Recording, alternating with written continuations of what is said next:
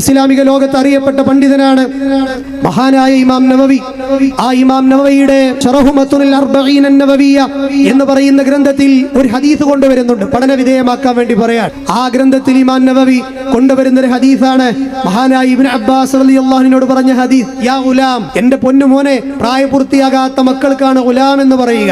ആ ചെറിയ കുട്ടിയെ വിളിച്ച് മുത്തുനബി പറഞ്ഞതെന്താ? അതേ, അലാ ഉഅല്ലിമുക കലിമാത്ത്, നിനക്ക് ഞാൻ കുറച്ച് വചനങ്ങൾ പഠിപ്പിച്ചു തരട്ടെ മോനെ ഇബ്നു അബ്ബാസേ എന്നാണ്. എന്നിട്ട് റസൂലുള്ളാഹി പറഞ്ഞു കൊടുത്തത് എന്താണ്? നീ ചോദിക്കുകയാണെങ്കിൽ അല്ലാഹുവോട് ചോദിക്കണം, നീ ദുആ ചെയ്യുകയാണെങ്കിൽ അല്ലാഹുവോട് ദുആ ചെയ്യണം എന്നാണ് പറഞ്ഞു കൊടുത്തത്. ഏതാണ് ഈ ചോദ്യം? മഹാനായ ഇമാം നവവി പറയുകയാണ്, ചോദ്യങ്ങൾ രണ്ട് രൂപത്തിലുണ്ട്.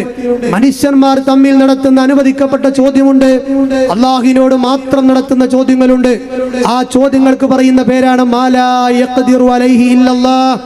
അതിനാ മുജാഹിദുകൾ അവരുടെ പണ്ട് കാലങ്ങളെ എഴുതി വെക്കാറുള്ളത് അഭൗതികം, കാര്യകാരണ ബന്ധങ്ങൾക്ക് അതീതം. ഇതാണ് മാലാ യഖ്ദിറു അലൈഹി ഇല്ലല്ലാഹ് എന്നുള്ളത്. സഹോദരങ്ങളെ, ഇത് മഹാനായ ഇമാം നവവി റഹിമഹുല്ലാഹ് മാത്രമല്ല, ഇബ്നു കസീറിന്റെ ഗ്രന്ഥത്തിലില്ലേ, മഹാനായ ഇമാം റാസി റഹിമഹുല്ലാഹ് അദ്ദേഹത്തിന്റെ കിതാബിൽ എത്ര സ്ഥലങ്ങളിലാണ് മാലാ യഖ്ദിറു അലൈഹി ഇല്ലല്ലാഹ് എന്ന് പറഞ്ഞത്. പക്ഷെ ഉസ്താദന്മാർ എന്താ പറയല്? ഭാര്യയോട് ചായ ചോദിക്കുന്നത് പോലെ തന്നെയാണ് ശൈഖ് അവറുകളോട് ചോദിക്കുന്നത്, മഹാന്മാരോട് ചോദിക്കുന്നത്. എല്ലാം അല്ലാഹു കൊടുത്ത കഴിവാണെന്നാണ്. ഇതെന്തിനൊക്കെ പാടെ കൂട്ടിക്കലർത്തിയത്?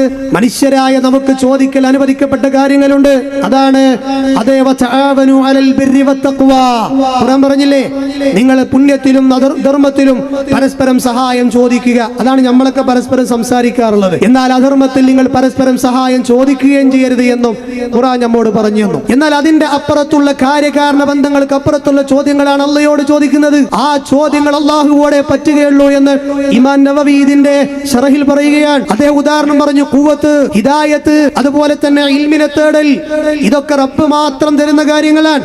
അതുകൊണ്ട് റബ്ബിനോട് ഇത് ചോദിക്കാവൂ, കാരണം റബ്ബിന്റെ ഒരു പേരാണ് വഹാബ്. പക്ഷെ ഇതൊക്കെ ആരോട് ചോദിക്കാന്നാ പറയുന്നത്? മഹാന്മാരോട് ചോദിക്കാം എന്നുള്ളതാണ് ആര് പറയുന്നത്? ഇത്രയും സമയം ഉസ്താദന്മാരുടെ സംസാരങ്ങളിൽ നിന്ന് നമുക്ക് മനസ്സിലായിട്ടുള്ളത്.